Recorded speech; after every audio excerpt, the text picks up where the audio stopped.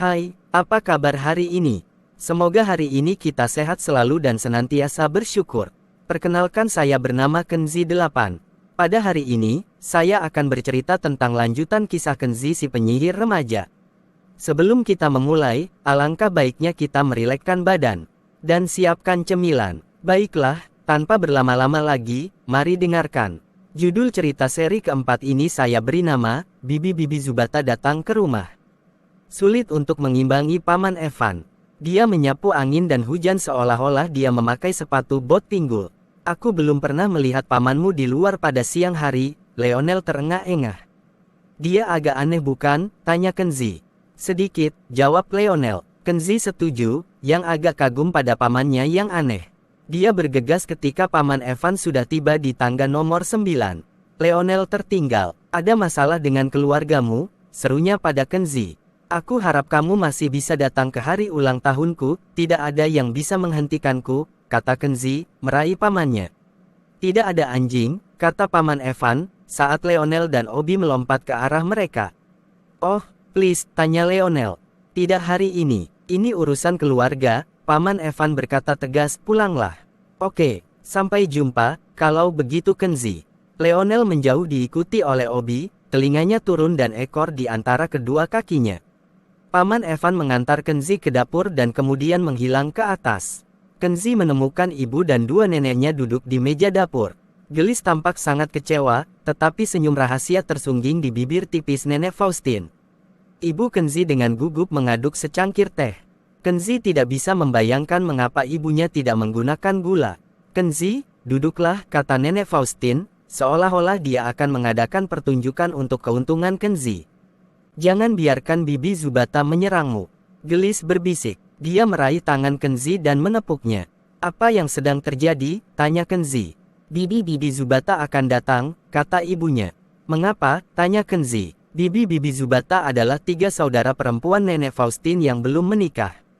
Kenzi hanya melihat mereka saat Natal, dan dia memberi kesan bahwa mereka sangat kecewa padanya. Mereka selalu meninggalkan bermacam-macam hadiah yang aneh, beberapa alat cat, puluhan alat musik, belasan topeng dan puluhan jaket, dan bahkan 1 set alat kimia. Kenzi tidak menemukan satu pun dari hal-hal ini yang sedikit berguna. Dia menyukai sepak bola dan TV dan itu saja. Nenek Faustin mencondongkan tubuh ke seberang meja. Matanya berbinar misterius. Kakak-kakakku datang untuk menilaimu Kenzi. Dan jika ternyata kamu layak bahwa kamu, seperti yang kuduga, diberkahi maka mereka akan menyediakan dana yang diperlukan untuk mengirimmu ke sekolah Hongo. Aku, di Hongo. Kenzi terkejut. Ini untuk para jenius. Jangan khawatir sayang. Kamu tidak akan lulus ujian, kata Gelis dengan percaya diri. Dia bangkit sambil bergumam, tentu saja, Gelis tua yang harus melakukan semua persiapan untuk arisan manula kita bukan. Aku tidak tahu mengapa aku repot-repot. Akan ada makan malam untuk para bibi, jelas Ibu Kenzi. Perak terbaik, kristal terbaik, dan porselen berharga, akan dibawa dari ruang bawah tanah dan diletakkan di ruang makan yang dingin, sebuah ruangan yang hanya pernah digunakan saat Bibi Zubata datang. Gelis sedang mencairkan ayam dan ikan dan entah apa lagi, secepat yang dia bisa. Kenzi akan khawatir jika dia tidak sepenuhnya yakin bahwa dia tidak akan lulus ujian bibinya. Dia ingat bagaimana dia mencoba melukis gambar untuk mereka dan gagal total. Bagaimana dia gagal mencoba memainkan biola, seruling, harpa, dan piano. Dia telah memakai topeng yang mereka sediakan, binatang, badut, bajak laut, koboi, dan angkasawan, tetapi hanya berhasil berperan sebagai Kenzi Faustin. Akhirnya harus diakui bahwa dia tidak berbakat. Jadi saat dia menunggu bibi buyutnya datang, Kenzi tidak setakut yang seharusnya. Leonel, di sisi lain, sangat ketakutan. Kenzi adalah sahabatnya, satu-satunya sahabatnya. Apapun yang terjadi pada Kenzi, secara tidak langsung akan terjadi padanya. Kejadian-kejadian yang tidak menyenangkan menghampiri temannya. Leonel duduk di dekat jendela kamar tidurnya dan mengawasi rumah Kenzi. Saat kegelapan turun, lampu jalan menyala dan lampu berkedip di gedung di belakang pohon ketapang, di ruang bawah tanah, loteng, dan semua kamar tidur. Apa yang sedang terjadi? Angin semakin kencang, guntur dan kilat bertepatan. Itu berarti badai tepat di atas. Leonel berpegangan pada Obi, dan anjing besar itu menyembunyikan wajahnya di lengan baju Leonel. Jalanan sekarang sepi kecuali 3 sosok bayangan. Saat mereka datang, barisan payung hitam menyembunyikan semuanya kecuali keliman dari 3 jaket panjang gelap dan 6 sepatu bot, 4 hitam dan 2 merah. Terlepas dari angin, ada ritme yang aneh dalam gerakan mereka, hampir seolah-olah sedang menari di bawah payung lebar itu. Sosok-sosok itu berhenti di samping pohon ketapang, seperti yang dikhawatirkan Leonel.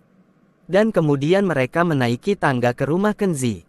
Untuk pertama kali dalam hidupnya, Leonel senang menjadi dirinya sendiri dan bukan Kenzi Faustin. Di nomor 9 meja sudah ditata, dan batang kayu basah membara di perapian. Ketika bel pintu berbunyi, Kenzi dikirim untuk menjawabnya. Ketiga bibi buyut itu masuk ke dalam rumah, menghentakkan kaki mereka di lantai ubin dan mengibaskan payung basah mereka. Jaket panjang mereka terlempar ke seberang aula, mendarat di atas Kenzi seolah-olah dia adalah gantungan jaket panjang. "Ambil nak," perintah Bibi Christina, sementara Kenzi merangkak di bawah pakaian basah. "Itu jaket yang berharga, bukan kain lap." "Nah, jangan kasar Christina," kata Bibi Zelby. "Kenzi punya rahasia untuk memberitahu kita, bukan begitu sayang?" "Oh my god," gumam Kenzi. "Jangan malu-malu," Bibi Vivian si bungsu, datang menghampirinya. "Kami ingin tahu segalanya. Para Zubata, masuk, masuk." Nenek Faustin memanggil dari ruang makan. Ketiga saudara perempuan itu berlayar melewati pintu, Christina, yang tertua pertama, Vivian yang termuda, terakhir. Menyambar gelas dari Nenek Faustin, mereka berkumpul, sebelumnya mengibaskan rok basah mereka dan menepuk-nepuk rambut mereka yang lebat, Christina seputih salju. Vivian abu-abu besi Zelby masih hitam dan terlipat di kepalanya seperti sayap burung gagak. Kenzi mundur dan menuju dapur tempat Gelis dan ibunya sibuk di sekitar kompor. "Maukah makan sup Kenzi?" tanya ibunya.